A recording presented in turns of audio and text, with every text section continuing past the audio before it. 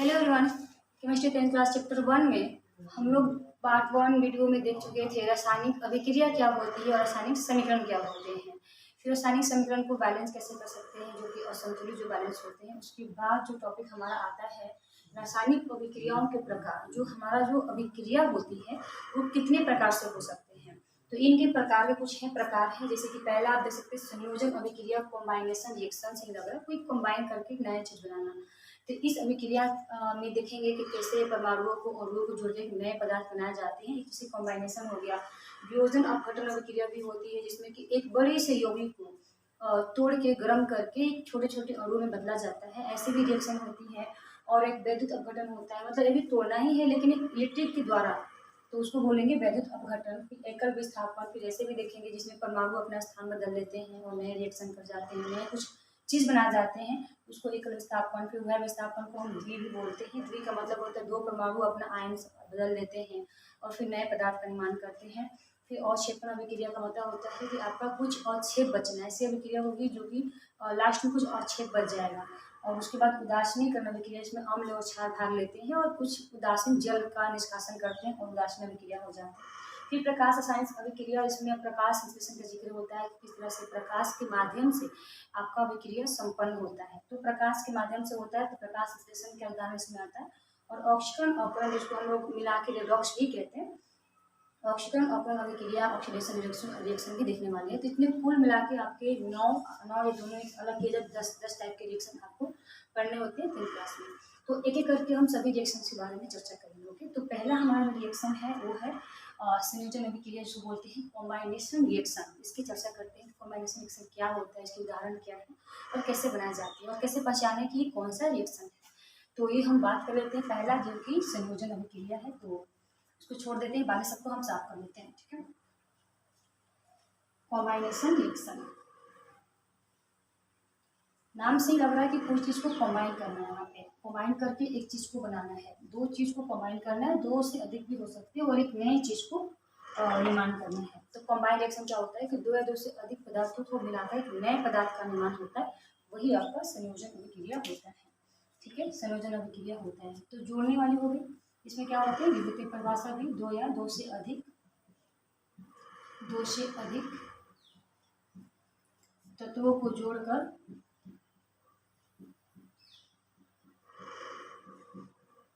नए, अब तत्व हो गए तो यौगिक बनेंगे ना, तो यौगिक लिख रहे हैं। ठीक है, नए यौगिक का निर्माण होता है, यौगिकों का क्या होता है निर्माण होता है, या निर्माण करना भी लिख सकते हैं, निर्माण करना सही रहेगा। निर्माण करना ही क्या कराता है हमारा संयोजन अभिक्रिया होता है कि कॉम्बाइनेशन अभिक्रिया होता है।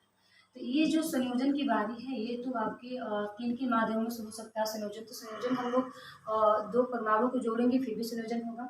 यह हो सकता है कि दोनों तत्व ही जोड़े, दोनों तत्व हो सकता है कि दोनों तत्व जोड़े, मतलब कि दो तत्वों के संयोग से संयोजन अभिक्रिया लिख लेते हैं। मतलब इसमें है क्या कि आपको दो तत्व जोड़ेंगे फिर भी संयोजन कहलाएगा। हो सकता है कि हम एक तत्व को जोड़ रहे हो और एक यौगिक को जोड़ रहे हो, यानी कि तत्व और यौगिक को भी जोड़ सकते हैं, वो भी हमारा संयोजन अभिक्रिया ही कहलाएगा।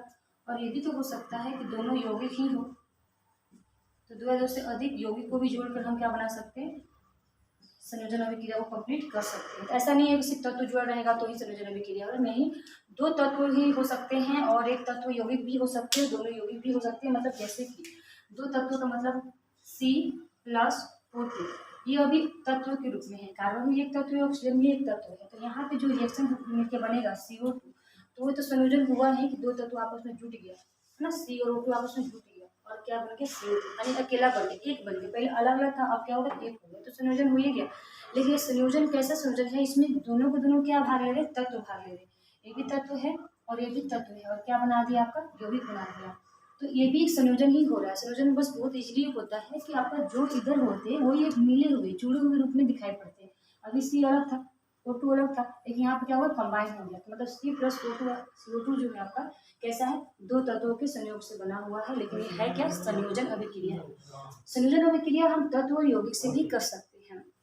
तत्व बोले तो हमारा Fe हो गया, तत्व बोले तो हमारा क्या हो गया, O2 हो गया, और यौगिक बोले तो क्या हो गया हमारा, ये हो गया SO2 हो गया। ठीक है, ये अभी यौगिक ग्रुप में है क्योंकि इसमें एस और O2 पहले से प्रेजेंट है। कोई अकेला होता है तब तो तत्व बोलते हैं ना, लेकिन यहाँ पे एस और O2 पहले से कॉम्बाइन है, मतलब ये यौगिक रूप में है और ये आपका तत्व रूप में है। तो तत्व और यौगिक के मिलाने से भी हमारा संयोजन अभिक्रिया होगा। इन दोनों को एक में मिला देना है, कितना, इसमें एक में मिला देना है।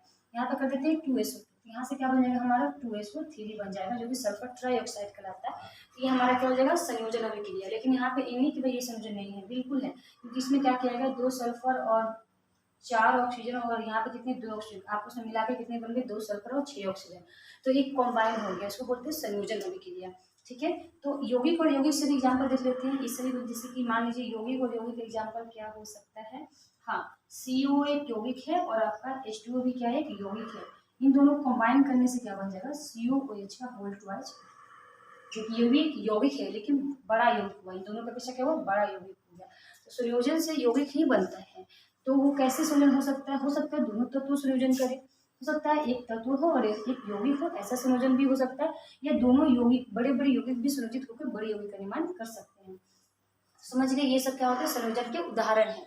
जैसे यहाँ पे देख लेते हैं Ca+O और यहाँ से क्या बन जाएंगे, CO। यह भी कैसी अभिक्रिया है, संयोजन है, क्योंकि यहाँ पे कैल्शियम ऑक्सीजन क्या हो रहा है, एक में इकट्ठा संयोजित हो जा रहा है। पहले अलग अलग था, अब क्या होगा, संयोजन हो गया। और ये कैसा है, तो इस तत्वों का संयोजन है। किसका संयोजन है, आपका तत्वों का, क्योंकि दोनों अपना अलग अलग तत्व में है। वही अगर हम बात करें, आपका तत्व और यौगिक उदाहरण का, एक और भी हो सकता है CO2 plus O2, 2CO2 plus O2, 2CO3। ठीक है, 2CO3। तो ये भी आपका क्या है, ये भी संयोजन ही है, क्योंकि सारे कार्बन ऑक्सीजन आपस में जुड़ के 2CO3 बना रहे हैं। तो कहीं ना कहीं ये यौगिक है और ये तत्व है, लेकिन यौगिक और तत्व भी आपस में जुड़ सकते हैं, कंबाइन हो सकते हैं, और उससे भी बड़ा यौगिक का निर्माण कर सकते हैं। ठीक है, उससे भी बड़ा यौगिक का निर्माण आपका कर सकते हैं। तो ये संयोजन जो होते हैं, आपका संयोजन का मतलब ही होता है, इसमें जो अभिकारक होते हैं, ये दोनों क्या है, अभिकारक होते हैं। अभिकारक का समुचित जो भाग होता है ना, आपस में जुड़ जाता है और जुड़ के एक नए पदार्थ का निर्माण करता है, नए यौगिक का निर्माण करता है। ठीक है, और ये यौगिक जो बनता है तो इसकी अपेक्षा बड़ा ही होता है। तो संयोजन अभिक्रिया समझ में आ गया होगा, नाम से ही लग रहा है संयोजित करना, जोड़ना, और इसका इंग्लिश नेम भी तो कितना अच्छा है ना, कॉम्बाइन करना, कॉम्बाइनेशन करना। हम लोग क्या करें, कॉम्बाइन कर रहे हैं, कैल्शियम में ऑक्सीजन कॉम्बाइन कर दिए, यानी कि जोड़ दिए। इसको एडिशनल भी कहते हैं, ऐड करना, तो कैल्शियम ऑक्सीजन को ऐड कर दिए, बस कितना इजीली है, जो इधर होता है वही। जैसे मान लीजिए यहाँ पे Mg, 2Mg प्लस यहाँ पे क्या है O2। ठीक है, CaO2 का वास्तव आता है, तो आपका 2CO हो जाएगा। 2Mg प्लस O2 से क्या बन सकता है हमारा, 2MgO बन सकता है। ठीक है, हमको बैलेंस रिएक्शन लिखना होता है, हम बैलेंस करना भी सिखाते हैं कैसे बैलेंस होता है। यहाँ पे 2Mg है, 2 O है, तो यहाँ से 2 गुना होगा तो 2O भी होगा, मैग्नीशियम ऑक्साइड इसका नाम हो जाएगा। तो ये भी है क्या, आपका संयोजन अभिक्रिया, लेकिन ये तत्व वाला है, ये भी तत्व है, ये भी तत्व है। और तत्वों को मिलाने से भी संयोजन हो सकता है, एक तत्व और यौगिक के मिलाने से भी हो सकता है, और दो यौगिकों को मिलाने से भी संयोजन हो सकता है। तो संयोजन का मतलब होता है दो परमाणु को जोड़ना और एक नए पदार्थ का निर्माण करना। तो समझ गए संयोजन क्या होता है। तो संयोजन कुछ नहीं, नाम जो है वही आपका परिभाषा है, संयोजन करना, कंबाइन करना, इसमें होता है अभिकारक को कंबाइन करना और प्रतिफल बनाना। तो पहचाना भी बहुत आसान है। ठीक है, ये संयोजन अभिक्रिया, मान लीजिए रिएक्शन आपको दे दिया और बोला कि कौन सी रिएक्शन है।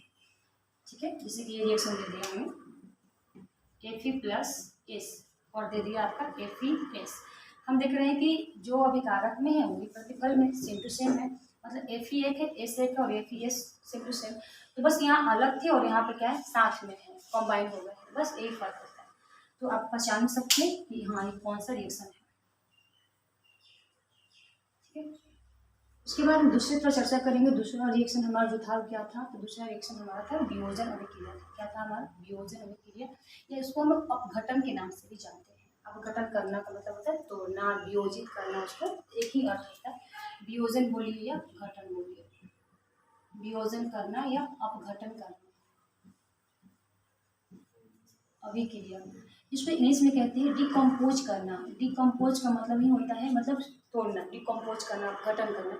तो वियोजन या अपघटन अभिक्रिया क्या होता है, कोई बड़ी यौगिक होती है। समझ में क्या कर रहे थे कि छोटे छोटे तत्वों को जोड़ के एक बड़ी यौगिक बना रहे थे, या बड़े बड़े यौगिकों को भी जोड़ के एक उससे भी बड़ा यौगिक बना रहे थे।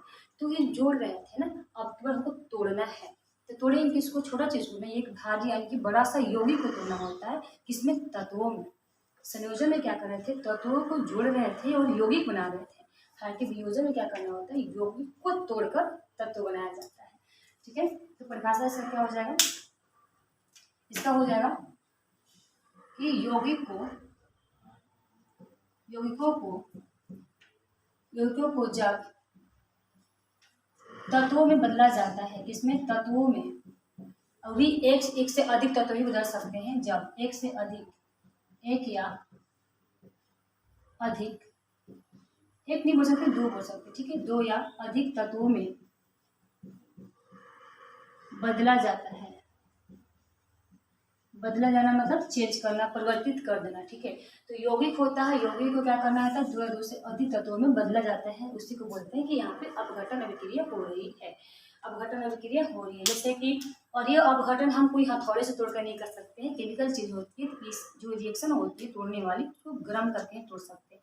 हीट करेंगे उनका बॉन्ड टूट जाएगा और वो अलग हो जाएंगे। ठीक है, तो ये आपका जल के चूंकि हीट के द्वारा होती है इसीलिए, ठीक है, एक स्टेटमेंट और लिखते हैं, क्योंकि ये ऊष्मा द्वारा होती है।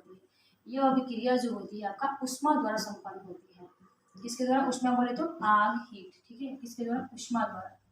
यह अभिक्रिया ऊष्मा द्वारा होती है, इसीलिए इसे ऊष्मीय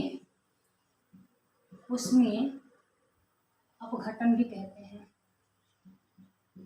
ऊष्मीय अपघटन अभिक्रिया भी कहते हैं। ठीक है, ऊष्मीय अपघटन अभिक्रिया भी कहते हैं। ऊष्मा द्वारा हो रहा है, अगर इलेक्ट्रिक के द्वारा अपघटन करेंगे तो उसे हम वैद्युत अपघटन कहेंगे, जो कि हमारा इसके अगला पार्ट है, नहीं कि तीसरा नंबर का रिएक्शन है। तो यह अभिक्रिया ऊष्मा के द्वारा होती है। जैसे कि मान लीजिए हमें किसका तोड़ना है, हम देख रहे हैं कि जैसे कि एग्जाम्पल नंबर 1, कैल्शियम कार्बोनेट को गर्म करना। कैल्शियम कार्बोनेट को गर्म करना। ठीक है, अच्छा प्रश्न पूछ सकता है कि कैल्शियम कार्बोनेट को गर्म करना कैसे रिएक्शन है। कैल्शियम कार्बोनेट को गर्म करना, अगर आपको गर्म करने की बात कर दे रही है, मतलब उसको तोड़ने की बात है, अलगाव की बात, उसको अलग करने की बात आ रही है, मतलब वियोजन अभिक्रिया हो जाएगा। ठीक है, गर्म करना, क्या करना है, इसको गर्म करना। और संयोजन का मतलब होता है, अगर हम कार्बन की अभिक्रिया इससे करा रहे, इसके साथ करा रहे हैं, इसकी उपस्थिति में करा रहे हैं, मतलब वो संयोजित करने की बात कर रहा है। ठीक है, साथ लेने की बात कर रहा है। और जब भी गर्म के नाम आएगा तो तोड़ने की बात कर रहा है। तो हम क्या करेंगे, कैल्शियम कार्बोनेट ले लेंगे। तो ये हमारा हो गया कैल्शियम, और CO3 को बोलते हैं कार्बोनेट, हो गया कैल्शियम कार्बोनेट। अब आपसे जिंक कार्बोनेट कहेगा तो पता चलेगा, यहाँ पे आपका जिंक हो जाएगा और ये हमारा हो जाएगा कार्बोनेट। ठीक है, जिंक कार्बोनेट, ये हमारा कैल्शियम कार्बोनेट और ये हमारा हो गया जिंक कार्बोनेट। तो इसको क्या करना है, आपको गर्म कर देना है बस, और किसी के साथ अभिक्रिया नहीं करना है, बस इसी को गर्म करना है। एक आपको यौगिक लेना है, ये हमारा यौगिक हो गया, और उसको हीट कर देना है, गर्म कर देना है, और इसको तोड़ देना है। तो ये आपको किसमें टूटेगा, तत्वों में टूटेगा। ये हो सकता है कि एक तत्व हो, एक यौगिक हो, ऐसे भी तो हो सकता है, जिससे जुड़ा होगा उससे टूट जाएगा। ये आपका CO अलग हो जाएगा और CO3 अलग हो जाएगा। CO अलग हो गया और CO3 अलग हो गया, यानी कि एक तत्व मिला और एक यौगिक मिला।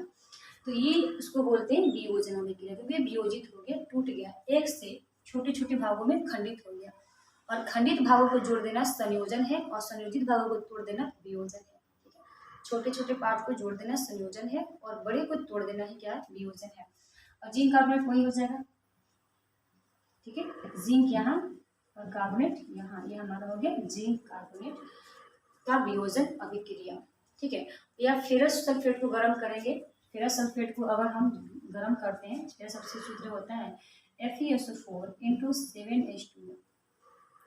क्या होता है, फेरस सल्फेट का सूत्र होता है हमारा FeSO4 × 7H2O, और इनका अगर हम जल अपघटन करते हैं तो आपका FeSO4 अलग हो जाएंगे और 7H2O अलग हो जाएंगे।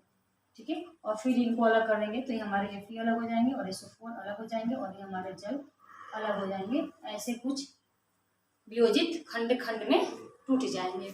इसका मतलब यहाँ पे क्या हो रहा है, आपका वियोजन हो रहा है, वियोजित हो रहा है।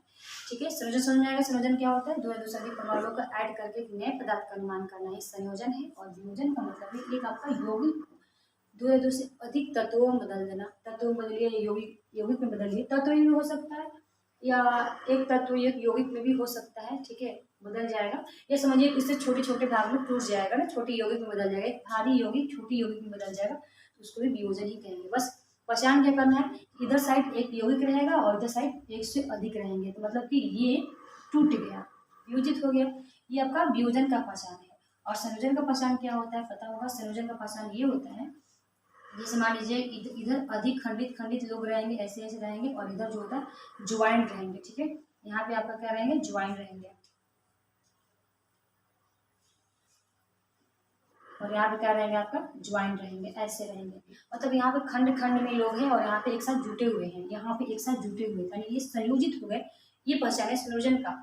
और यहाँ पे एक कंबाइन था और अब कंबाइन नहीं रहा, खंडित हो गया, खंडित हो गया, वियोजित हो गया, टूट गया, ये पहचान है आपका अपघटन का। संयोजन का पहचान क्या है, इस तरफ अभिकारक में क्या होते हैं, अभिकारक में अधिक पदार्थ बिखरे होते हैं और प्रतिफल में समेटे होते हैं, इकट्ठा होते हैं। संयोजन का पहचान है, हमने संयोजित कर लिया, सारे बिखरी हुई चीज को एक में इकट्ठा कर दिया, संयोजन हो गया। और इकट्ठे को, ये हमारा कैल्शियम कार्बोनेट इकट्ठा चीज था, अब वो इकट्ठा नहीं रहा, टूट गया, चेंज हो गया, बदल गया, ये हमारा वियोजन का पहचान है। तो ये इस वाले पार्ट में हम लोग बस संयोजन और वियोजन की चर्चा करेंगे। अगले पार्ट में हम लोग उसके आगे वाले विद्युत अपघटन की और भी एकल विस्थापन की चर्चा करेंगे। ओके, तो इतना ही इस वीडियो में। तो पढ़ते रहिए, मस्त रहिए।